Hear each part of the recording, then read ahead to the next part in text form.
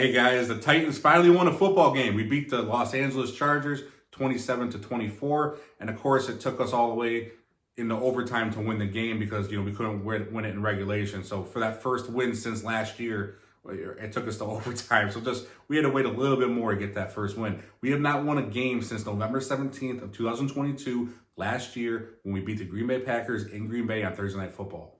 That's the last time Tennessee Titans have won a game. We needed this win. We needed it bad. The team needed it bad. The fans needed it bad. The organization needed it. Winning kind of cures all, but there were some flaws in this game, and I'll get into those. But, man, we needed it. It sucks seeing this team lose all the time. And we were on like 8 or 9 losses in a row, and it beats you down. And you start getting negative, and, I don't want to be like that, but, it can only take losing so much, guys. It just sucks seeing that happen all the time. But I'll break this down for you guys. Get into Chargers a little bit, then mainly get into the Titans. But the Chargers, Justin Herbert, one of the best quarterbacks in the NFL. He did throw for over 300 yards, and he had 2 touchdowns, and both touchdowns went to Keenan Allen. Keenan Allen had a great day. Double-digit catches, over 100 yards, 2 touchdowns. So he really killed it this game. And Keenan Allen's a stud. He's a great player. The Chargers have great offensive weapons. They really do. They were missing Eckler today, but things happen, injuries happen. If anybody's gonna know anything about injuries, it's gonna be Tennessee Titans. We know injuries better than any team in the NFL, so don't want to hear it. We were out players this week too, and I'll get into that. But as a whole, for a team, the Chargers ran the ball 21 times total for 61 yards for a whopping 2.9 yards per carry. The Tennessee Titans sport the best run defense in the NFL, period. The run defense the Tennessee Titans have was number 1 last year, and it's going to be number 1 this year, and it's currently number 1 right now. So the best run defense, we have that. Don't run it on us. But that's why teams throw the ball, because they can't run it on the Titans. So they're going to throw it. And of course, our secondary isn't the greatest. That's the weaker spot of our team because our front is just nasty. But guys, this defense is legit. Arden Key, didn't have, multiple sacks like he had last week. And I was really looking for his name this week. And I was like, man, we need Key. We need Arden Key. We really need him. But, we had other guys. Simmons had a sack. Autry had a sack. Landry, I'll get into that later. But we had 3 sacks and 5 quarterback hits in the game today. So we had pressure on Herbert. And, the pass D, like I said, wasn't the greatest. But you guys got to remember, we were also out Christian Fulton, and we were also out Amani Hooker. So, in my opinion, missing those 2 guys, starting defensive players, yeah, we're going to give up 300 yards passing. If they're on the field, maybe we give up 240, okay? 250, and maybe we win the game by more than 3. I don't know. Maybe it doesn't go to overtime, we win it. I don't know. I know our defense is better with those guys on the field for sure, even though I do think Roger McCreary stepped up in the cornerback role and just balled out. I think he was popping off at the beginning of the game, getting stops, getting stuffs, hitting people one-on-one. I'm a big Roger McCreary fan. I think he ends up taking on a bigger role next year because I personally do not think Christian Fulton will be on the team. I don't think we're going to sign someone that's been injury-prone to a long-term extension. I really do not believe that. Hopefully I'm wrong. Hopefully he stays healthy and balls out the rest of the year, and then we do pay him and he ends up being great for us for the next 5 years. I would love to see it happen. Not having Hooker out there, that hurts, and I've said it before, Hooker and Byard out there, top 5 safety tandem in the NFL. Not having Hooker out there is crucial. So we did give up a lot of passing yards, but that's expected. Let's just be honest. We're going to give up passing yards. We're going to give up some big plays. We're going to bend, but we won't break. It's pretty much the Titans' philosophy there. Bend, don't break. Play good defense. Just don't let them get in the end zone, home to 3 points, or get them a 3 and out, or give them a big play, but then make them punt the ball later on if they don't get in the scoring range. So the defense is good. Don't try to stress too much. I know some people were stressed out because they were throwing the ball all over the field on us, but remember, we were out 2 starters, like I said, and that's kind of the way we're going to play defense. And unfortunately, we don't have a number 1 corner. Hopefully we do, like a lockdown, shutdown corner, like a Sauce Gardner would be awesome to have down the road. Hopefully we can draft one. I feel like this franchise has really been truly lacking that shutdown corner. And if we had one, it would just elevate this defense to just such another level. And maybe Christian Fulton can still be that.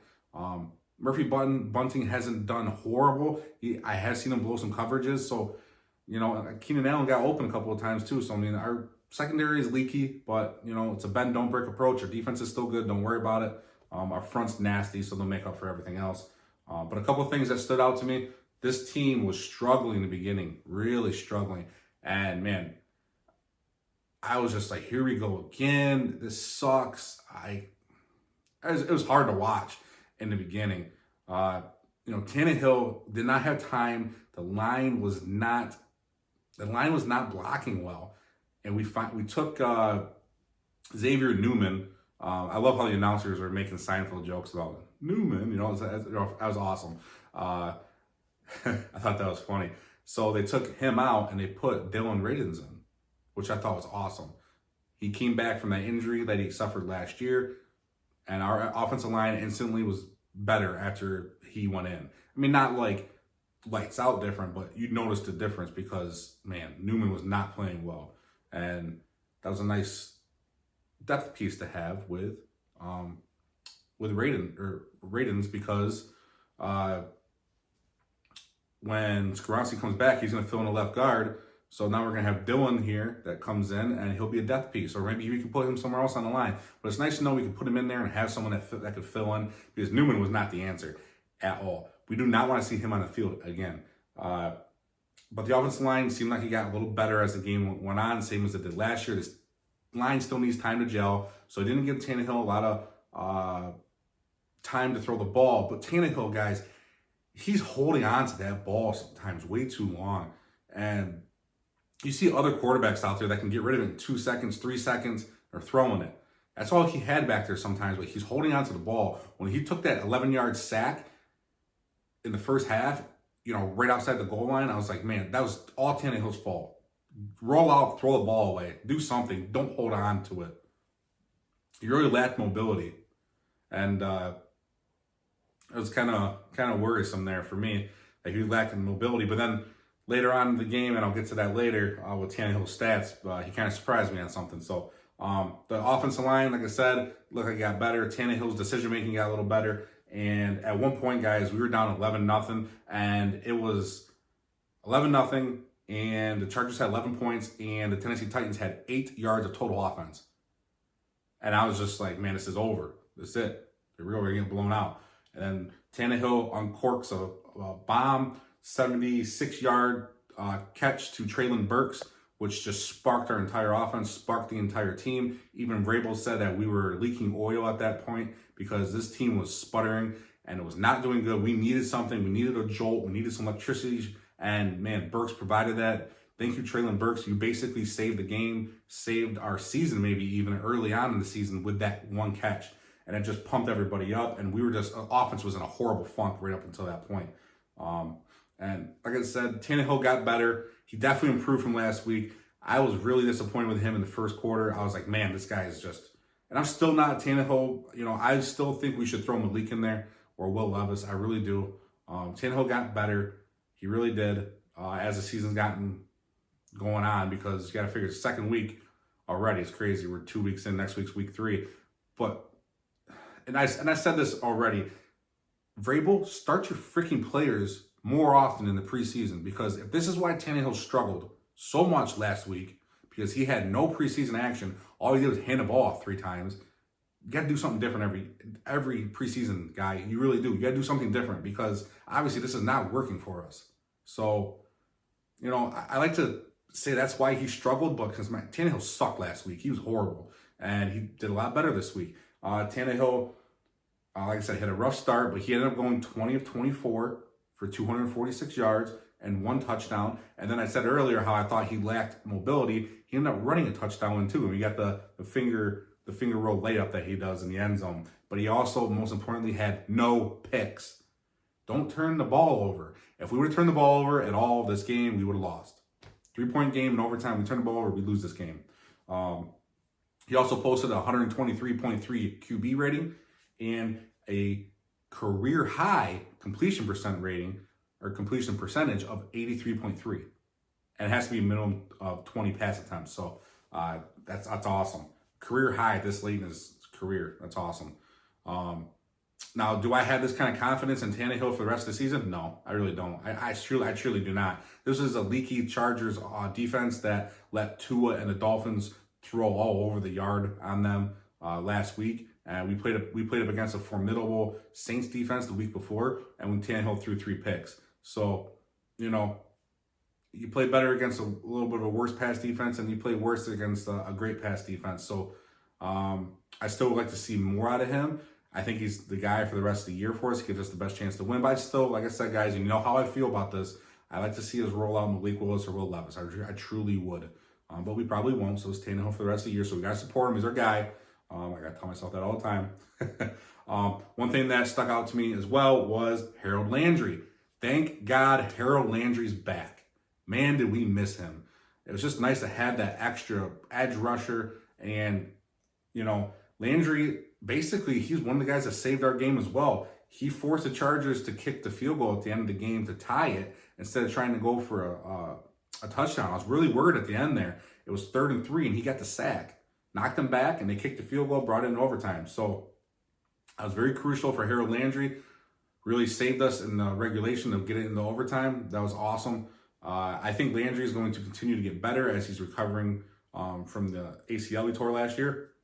So, you know, give him some time. He got a sack, knocking some rust off. Let's give Landry some more time and, you know, let them double team someone else and get Landry one-on-one until they realize he's going to be a problem again. Then you can't double team everybody on this front, guys. This defense is nasty up front. And then finally, guys, we have a kicker. We have a kicker. Nick Folk is 7 of 7 on the season. And he made the game-winning field goal in overtime, which was 41 yards out. And Folk, at the end of the game, said, that is kind of what I live for. That's awesome. He lives for those moments where he goes and kicks the game-winning field goal. You know, as a kicker, that's a highlight of your career, your life, your football career, whatever you want to say. Like, that's the highlight. I mean, you're not out there every play. You go out there and kick a game-winning field goal, you're the hero, especially in overtime. This makes it even more just sweet. And that's great that we have a damn kicker, guys. I'm excited for that because no more Fat Randy out there missing kicks and losing to the Giants week 1 of last year because he missed the fucking kick. Sorry. By the way, the Giants came back and beat the Cardinals. I was pretty upset by that. I kind of want to see them lose.